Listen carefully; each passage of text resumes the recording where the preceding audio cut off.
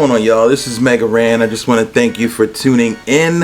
Hopefully by now you've heard this track that I've been a part of, this epic collaboration called The Real Folk Blues.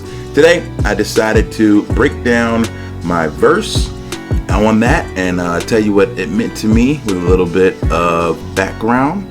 But first, I want to thank you all, everybody who has played the song, shared the song, downloaded it, streamed it. It's now available on streaming sites and all that, because you are helping out big time. All proceeds from this song are going to the CDC and Doctors Without Borders to help for COVID-19 research. So this is a good chance to help some people and hopefully to hear some music that you'll enjoy. So this song is completely epic in so many ways, and I don't use that term lightly, but I really couldn't think of any better way to think of a song that has over 40 musicians. Now, these are people who have played on tracks and done things for anime and music all over the world, like some huge folks who've done some huge things. And I just want to thank them for giving their time. I mean, we had Yoko Kanno, we had the Seatbelts, we had Steve Bloom, Bo Billingsley, so many more people. I'll get into that later. Thanks to Mason Lieberman for putting it all together. And I'm going to get started by telling you about my verse. Now, I do a lot of rapping, obviously, but I do a lot of rapping from the perspective of characters. You know, I've done a bunch of Megaman stuff. We're doing Final Fantasy right now. So many things. But for this, I wanted to embody myself, or a person who is living in these times, and how it could compare to the times of the distant, not so distant future now of Cowboy Bebop. Now, first of all, I think Bebop is so beloved to so many people for a lot of reasons, but for me, the number one thing was the music. The music was so fire. All the jazz, all the just really great feelings in so many of the tunes. And I love the humanity of the characters. To me, there hasn't been an anime that's touched me like this outside of Macross or Robotech back in the day. So those are my two favorite series. I mean, when it comes to like movies, this is probably something different, but those are my absolute favorites, and for really important reasons, because they showed me that not every character has to be so cut and dry. You know what I mean? Like there can be dualities, there can be conflicts within them. So as we live in these strange times, I wanted to kind of reflect that through my lyrics of a person who's trying to stay hopeful in a world that's kind of telling you it's hopeless over and over again. So let's get into these lyrics, shall we? All right. So the first couplet, if you will. To the final This is for my real folks who never wanted to deal dope, seen the world at its darkest and bleakest and still hope. Easy. For real folks who didn't want to deal dope. Now, when I use the term real folk blues, I'm talking, to me anyway, I'm talking about real people who go through real things, who work real jobs, who have real issues that are trying to fight through them to be a productive part of this crazy world. And to me, real folks, I mean people who don't seek shortcuts, who don't attempt to cheat the game or cheat the system, and so therefore never wanted to deal dope, but did what they felt was the right way to accomplish whatever needed to be done. You know, like my mom worked 3 jobs for probably as long as I can remember, and you know, and still that was just to make ends meet. That wasn't to be rich or because she wanted to ball out, you know. So yeah, I took that mentality of being a hard worker to heart, you know, because I saw it every day, and to me, that's what real folks mean. They've seen the world at their darkest and bleakest, but yet they still hope. Next line. Know that kindness ain't a weakness, just a sign of our uniqueness. Hard as you work to get it, that's how hard you work to keep it.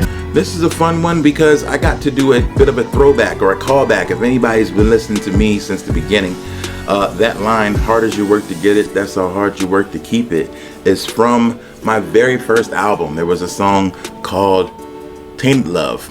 And in that, it's a 3-part little section where I talk about the honeymoon phase of a relationship, the struggle phase of the relationship, and then the it's over phase of the relationship. So It's basically paraphrasing advice that I got from my mother, being that as hard as you work to get something, whether it's your, the job you wanted, the spouse you wanted, the house you wanted, the car you wanted, as hard as you work to get that, you got to work twice as hard to actually keep that thing. So I thought that was super important to think about, and it's something that I live by. So you work hard so you can play hard, but you also continue to work hard to keep the things and the lifestyle that you work for. Next line.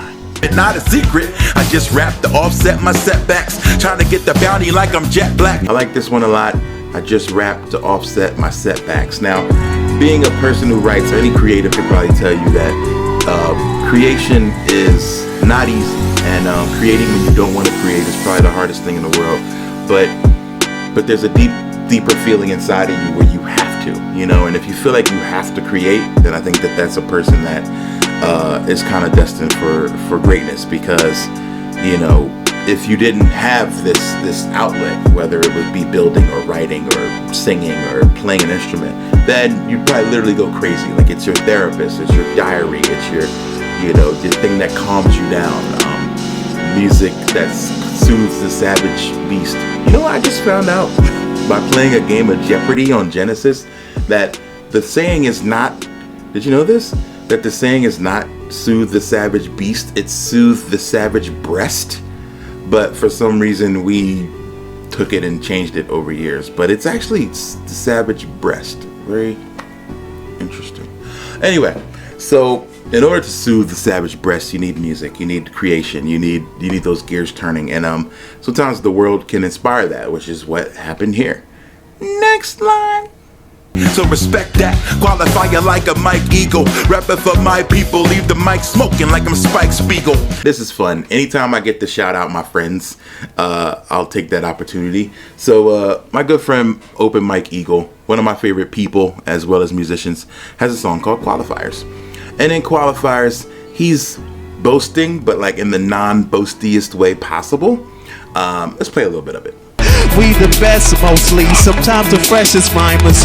We the tightest kinda. Respect my qualifiers. Respect my qualifiers. Respect my qualifiers. Respect my qualifiers. We the best mostly, sometimes the freshest rhymers.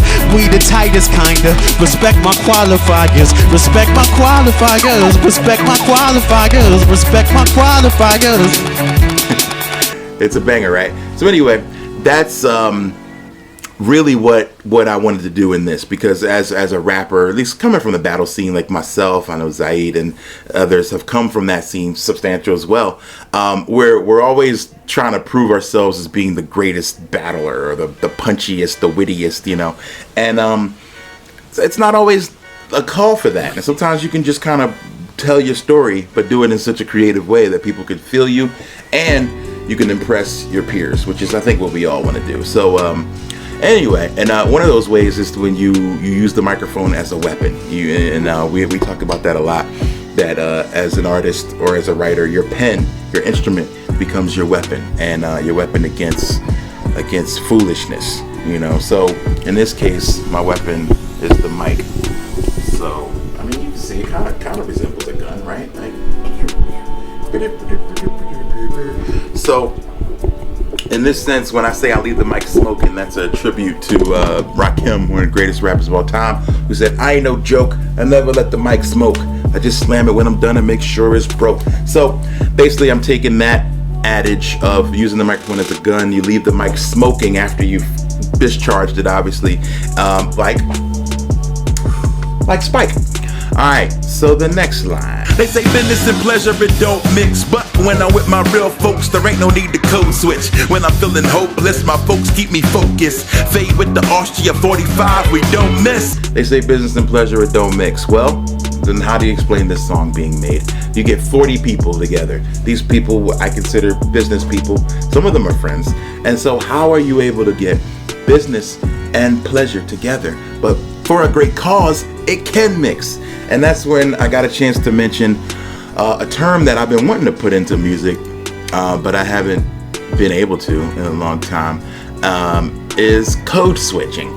Code switching is the idea of changing your dialect or language to fit a situation. Sometimes it's on purpose, sometimes it's subconscious. I think in the African American community, we talk about dialect, we talk about ebonics and things like that, and how the language you use with your friends should not be the language you use to conduct business. And I disagree. I think you can be exactly who you are everywhere, and I think that real folks will recognize real, and you can and still see your intelligence. I don't think language or dialect or any of that is a sign of a lack of intelligence. I used to fight through that a lot. I used to be like, man, ebonics isn't even real. It's just some thing they're trying to justify, and you know, to make people sound ignorant and make them seem like it's okay, even though it's not. And then I started doing some research in the linguistics class, and you know, there's actual true scientific research behind it. So anyway, with my real folks though, it doesn't matter because they see your heart. You know, they're not going to judge you. The real folks. When I'm feeling hopeless, my folks keep me focused. Fade with the Austria 45, I don't miss. Now, I went through reading about all the different types of guns, and I'm not into guns much, but guns are such a big part of this story. And I wanted to, again, using the metaphor, the extended metaphor of the microphone being the gun in this case, and being focused, of course, meaning that you don't miss when you're focused on your target. And that's what I think we, as a people, especially today in this land of so much craziness, we got to stay focused, like Faye. All right. But my heart it gets torn into when I see what this world is now morphed into. But no matter what, we gon' get through, kicking off the blues and taking off like the swordfish too. So this couplet's, I mean, it's very real, but also a little emotional. We know what's going on in the world these days. I don't even have to say it for you. You could just turn on CNN. I watch the news for literally 5 minutes, and I have serious anxiety that builds up within me. And it's like, okay, gotta stop, you know, because real life right now, we're in a position where it's scarier than fiction, and it's kind of insane. So if you're able to keep your head and keep your wits about you in this world, then you're a special type. So I don't have to recount the craziness that we've seen even in the last week or so. So, but yeah, I think that no matter what, we're gonna get through. Is so important because I think as an artist, as a writer, you document the times and the places and the things that you're seeing right now. But also, I think my job as a writer and a documentarian is to also instill hope and say that yes, we've been through rough times before, but you know what? We got through. So you kick off the blues and take off like the swordfish too. That's what we do. You know what I mean? Thank you for listening to this breakdown of my lyrics. Shout out to everybody on Patreon who got this first. I'm going to shout you guys out in some bings on the side. And for everyone else, I appreciate and love you so much. If you haven't yet gone and got a copy of this song, there's so many ways to do it. You can stream it. You can download it on Bandcamp. You can buy vinyl. And you can share that YouTube video all over the world. We got so many different ways where you can help out. And remember, every piece of dollar, piece of yen that comes in from this thing is being donated. And it is being donated to help COVID-19 research. So this is perhaps the best and easiest way to do something. So from your house while social distancing, you can still help out. Shout out to Mason Lieberman for putting this together, and the over 40, that's right, 40 people that helped out with this project. I can't even begin to name them all, but special thanks to Yoko Kanno herself, the Seatbelts. Thank you so much to Mason, of course. Thank you, Steve Bloom. Thank you, Bo Billingsley. Oh man, we had so many people, and I can't even begin to read their names because it would be another 20 minutes on this video. But go check them out, all of them. They're all amazing people. So if you can find them, their socials, go follow them, go share this, and keep on doing it. All right. So the real folks out there, you can do something. You can help. So let's win and let's go change some lives. Thank you so much for your time. My name's Megaman, and I'm out. Oh yeah.